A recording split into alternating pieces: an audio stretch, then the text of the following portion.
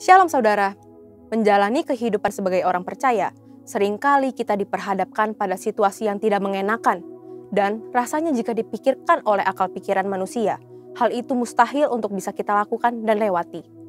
Walaupun kita sudah menaati firman Tuhan, mendengarkan suara Tuhan, tapi terkadang kita masih mempertanyakan, apakah mungkin Tuhan tolong saya? Saya sudah taat, tapi kok saya belum melihat jawaban Tuhan? Pada Voice of Pentecost kali ini, kita akan belajar mengenai ketaatan di tengah kemustahilan. Kita akan belajar dari dua tokoh Alkitab yang diperhadapkan pada situasi yang sulit, kemudian mereka mendengar perintah Tuhan yang tidak masuk akal. Namun, mereka tetap taat akan suara Tuhan dan justru mereka mengalami kemenangan demi kemenangan. Yang pertama ialah Ishak. Dalam Kejadian 26 ayat 1-6, pada saat itu Ishak menghadapi bencana kelaparan di negerinya. Awalnya, Ishak berencana untuk mengikuti Abraham ayahnya untuk mengungsi ke Mesir. Tetapi, Tuhan menampakkan diri dan berfirman pada Ishak untuk tidak pergi dan tetap berdiam di negeri yang Tuhan suruh. Lalu, apa yang Ishak lakukan? Ishak memilih untuk taat akan suara Tuhan.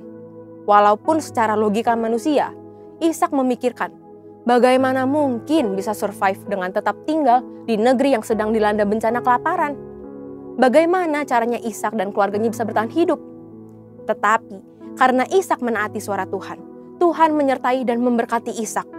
Bahkan dikatakan Ishak menjadi kaya, bahkan kian lama kian kaya, sehingga ia menjadi sangat kaya. Yang kedua, kita lihat Paulus. Dalam Kisah Para Rasul 16, tercatat 2 kali Tuhan mengalihkan pelayanan Paulus dan rekan-rekannya. Paulus bermaksud untuk memberitakan Injil ke daerah-daerah baru sesuai dengan panggilannya, yaitu kepada bangsa-bangsa non-Yahudi. Kok Tuhan menghalangi orang yang mau memberitakan Injil ya? Tentu tidak. Tuhan tidak menghalangi orang yang mau memberitakan Injil. Tuhan memiliki rencana lain yang lebih baik bagi Paulus dan rekan-rekannya. Melalui penglihatan seorang Makedonia, Tuhan menuntun Paulus untuk mengabarkan Injil ke daerah-daerah Makedonia. Paulus mengikuti tuntunan Tuhan itu, lalu bersama rekan-rekannya, Paulus mendirikan gereja-gereja di daerah Makedonia. Ishak dan Paulus mempunyai pilihan untuk tidak menaati suara Tuhan karena sepertinya tuntunan Tuhan itu tidak masuk akal. Namun, mereka memilih untuk tetap taat mendengar suara Tuhan walaupun mereka tidak mengerti apa yang Tuhan sedang rencanakan bagi mereka. Begitu pula dengan setiap kita. Terkadang dalam kondisi sulit, Tuhan menuntun kita untuk melakukan hal-hal yang justru tidak masuk akal. Kita pun diperhadapkan pada pilihan untuk tetap taat mendengar suara Tuhan atau tidak. Bagaimana supaya kita bisa mendengar dan taat mengikuti suara Tuhan? Ada 3 hal yang dapat kita lakukan. Pertama, intim dengan Tuhan. Dalam Mazmur 25 ayat 14 dituliskan, Tuhan bergaul karib dengan orang yang takut akan Dia, dan perjanjiannya diberitahukannya kepada mereka. Untuk dapat bergaul dengan seseorang saja, kita harus sering bertemu dan berkomunikasi dengannya, bukan? Demikian juga jika kita ingin bergaul dengan Tuhan. Kita harus meluangkan waktu, memelihara hubungan dan komunikasi dengan Tuhan setiap hari.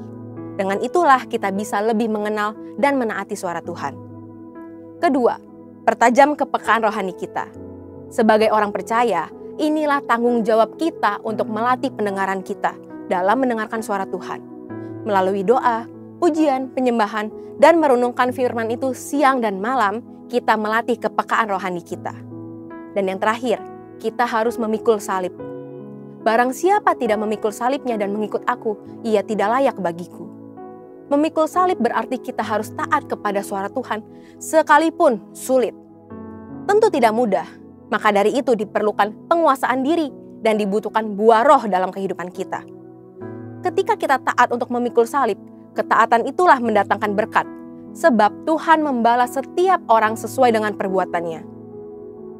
Memikul salib juga berarti memperkuat dan memperkokoh iman kita kepada Tuhan, apalagi ketika kita diperhadapkan pada situasi yang mustahil. Tahukah saudara, apabila kita mendengar dan menaati suara Tuhan, maka berkat-berkat ini akan mendatangi kita. Berkat keberhasilan dan keberuntungan, tertulis dalam Ulangan 28 ayat 1-2. Berkat kekuatan dan perlindungan, tertulis dalam Matius 7 ayat 24-25. Dan keselamatan kekal, tertulis dalam Yohanes 10 ayat 27-28. Jadi saudara, untuk bisa taat di tengah kemustahilan, kita harus pahami dan percayai bahwa Tuhan memberikan rancangan terbaik bagi kita, yaitu rancangan damai sejahtera dan bukan rancangan kecelakaan untuk memberikan hari depan yang penuh dengan harapan. Walaupun perintah Tuhan tidak selalu mengenakan, kita harus yakin dan percaya bahwa Tuhan merancangkan yang terbaik bagi setiap kita. Pada akhirnya, semua akan mendatangkan kebaikan bagi kita yang mengasihi Tuhan Yesus. Yuk belajar percaya dan taat. Haleluya! Untuk penjelasan lebih lengkap dari tim teologi kami, silakan buka link yang ada di atas atau scan QR Code yang tersedia. Tuhan Yesus memberkati.